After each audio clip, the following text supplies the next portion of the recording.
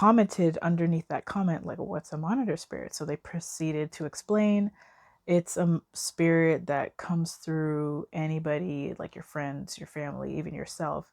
And basically, from my understanding, kind of forces you or makes you act out of character. And I was like, what?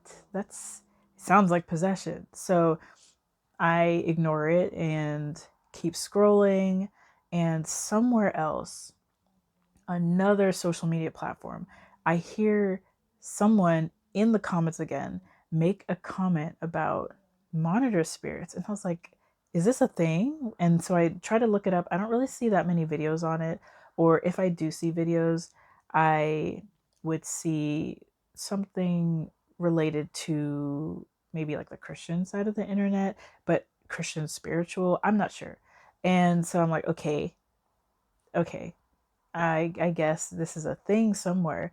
And then I see it on threads, or it's like that Instagram kind of equivalent of Twitter.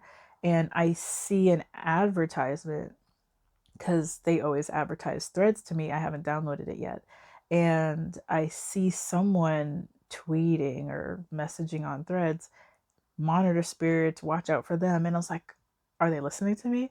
But also, why why is it a thing? Because to me, it feels like a way for people to avoid responsibility for their own selves, but not just avoiding responsibility for themselves, but also trying to put people in a place where it wasn't their fault either, and saying that enemies can be anywhere type of mindset. And I feel like it's very dangerous. So, from this concept of monitor spirits, it seems like the only use for that concept of monitor spirits, or the belief in monitor spirits, is a way to say that it's possible for anybody, even your closest friend, people who you expect to be happy for you, that they might not be happy for you. And it's not because of their own selves and their own lives, but because a spirit came in and caused them to treat you badly or to not give you the accolades you deserve. And it makes me think that even though it is good to be supported by your family, your friends, that having everyone give you what you expect at any moment of every time, but not getting that, and then saying it must not be because they simply were not in the place to offer you that support, or that they didn't recognize it themselves, but simply because some spirit must be coming after you to purposely make you feel bad. My issue with it is it kind of makes it a little dangerous in terms of slippery slope to what could you blame these spirits on. If these spirits are supposed to be able to come into anyone's body, even your own, at any time, and do something using your body, it kind of gives up your own sense of self agency or the agency of others. And it makes it easy for you to say it wasn't actually them, it was a spirit. It was actually a brief possession to try to attack you or to do spiritual warfare. And even though there is negativity in the world all the time, and we don't know, there could be negative energies, not simply spirits, but it could just be you're in a lot of negative emotional energy. There could maybe, for example, there could be someone who's really upset or sad, not because of you, but just because of their own thing. And that energy could bleed into you and affect you negatively. But it doesn't mean that what you do because of that is due to a possession and it wasn't actually you. You can, even though you were affected, whatever you do because of that is more how do you act when you are in that negative space versus I was caused to act like that. It kind of distances yourself from the actions you do while you're in any sort of mind space or state. Like, for example, what if this monitor spirit caused you to be angry? And when you're angry, you snap at people and you get irritated. Would you then say, it wasn't me, it was a monitor spirit? Because then you can avoid responsibility for the way you treated someone. If you hurt someone's feelings because you snapped at them, but it's like, I never would have been angry if it wasn't for the space I was in, the monitor spirit, that can be a little bit dangerous. And on the other end, for how people could end up treating you, it might make you more likely to forgive someone else, and not even simply about forgiveness, but it might make you think, okay, in order for you to believe someone's your friend, you have to separate their reaction to you from the desire to be their friend or their relationship with you. Because maybe you might have a mindset that you would want your family, your friends, or whoever to only treat you positively, to lift you up, which is a nice concept to have. It's nice to have that in a relationship, but then it kind of eliminates the concept that they're human and they might be going through their own issues, and they might be sad and wrapped up in their own issues, and they might not have the capacity to say congratulations to you. Tying it back to the original example of the one lady who had a business or something and her friend couldn't be happy for her, it's possible that her friend maybe wasn't in a good space. Maybe she has a blockage, a trigger, a mindset that just didn't help in her seeing what is the good of this accomplishment that you did, that you thought was an accomplishment, which is an accomplishment and no one can take it away from you. But if someone else doesn't see it, does that all of a sudden nullify your accomplishment? But because you are confused at how this person who was supposed to be your friend reacted, you might think it wasn't her because a friend would treat me better than this.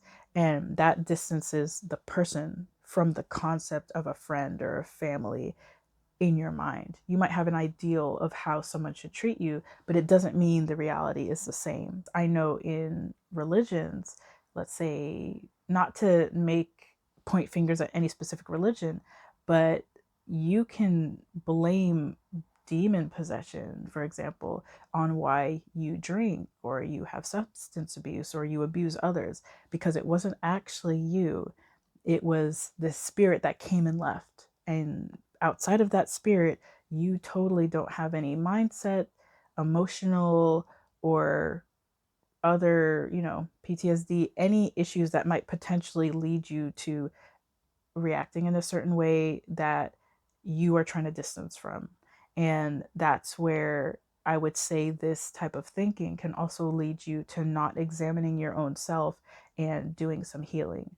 If there was an issue that triggered you and made you angry, instead of thinking, oh, it wasn't me because I wouldn't want to be an angry person because I don't want to be judged as being angry, you instead say, oh, it was a monitor spirit that came through me. Then you're losing that chance of self examining, why was that even a trigger?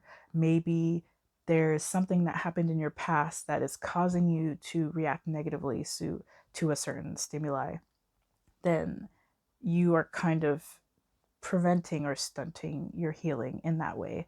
Essentially, if you hear of the concept of monitor spirits, I would be very careful in the way that it's being used. It's not to say that negative energy doesn't exist in general, but you have to realize that we are not our own separate beings, separate from the world around us. We and our energy affect everyone else, just like how energies around us, let's say negative energies, affect us. So we could be in a space and affect others because we're sad, but it doesn't make us bad. It just is an energy that we're in.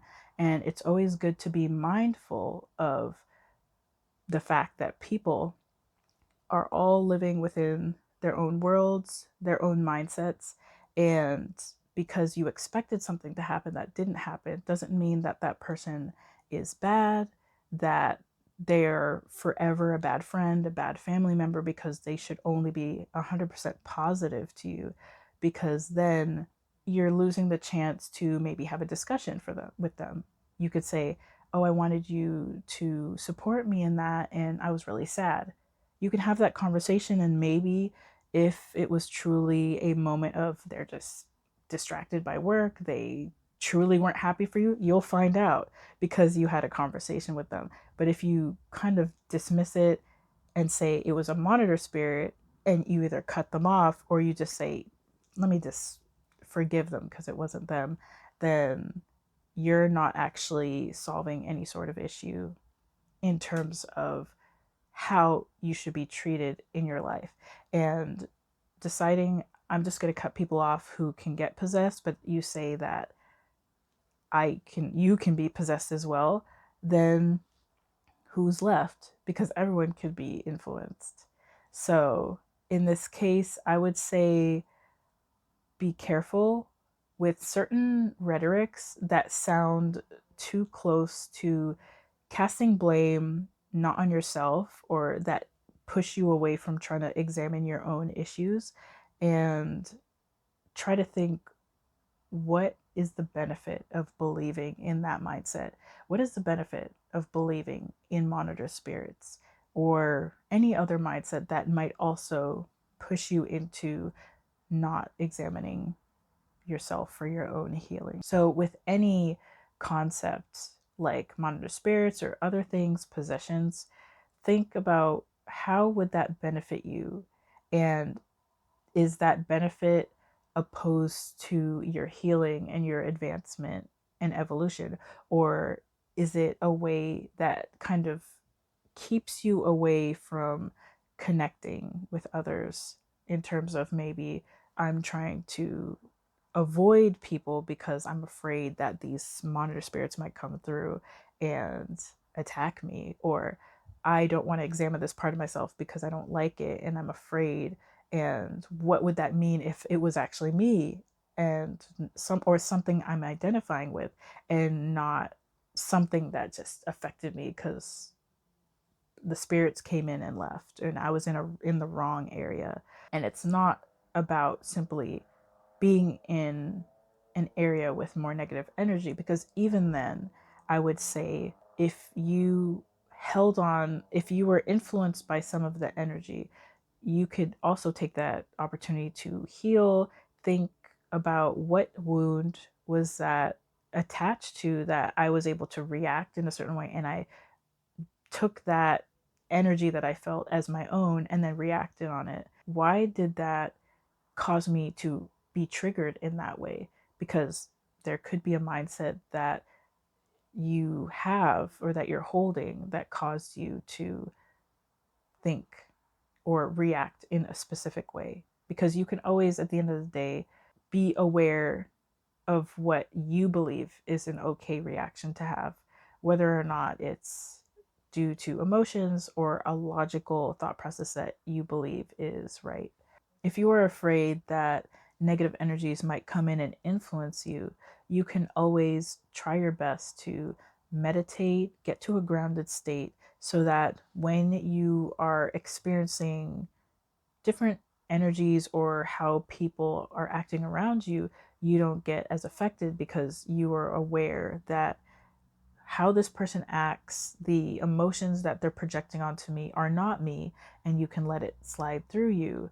Or you can ask for that affirmation of protection before you go outside. Or if you end up acting in a way that you perceive as negative yourself, take that as a moment or opportunity to just think about the situation, why you reacted that way, why you don't want to react that way in the future, or where that could be coming from, so that you be able to let it go with peace and move forward in your life, instead of thinking that maybe the world is out to get me, or maybe the world doesn't want me to succeed. Because as long as you believe that you can succeed, then nothing should stop you. And keeping yourself in a bubble of only positivity shouldn't be the only way that you will be able to achieve your success. You should be able to be firm in your own belief that I think this can still happen for me, even if there are setbacks, even if I don't have that support. I still believe in myself at least, and I can do it. Even if there's negativity thrown at me, I can still find a way to get things done. And I'm not going to let anything stop me. I hope you enjoyed this musing, and I'll talk to you again soon.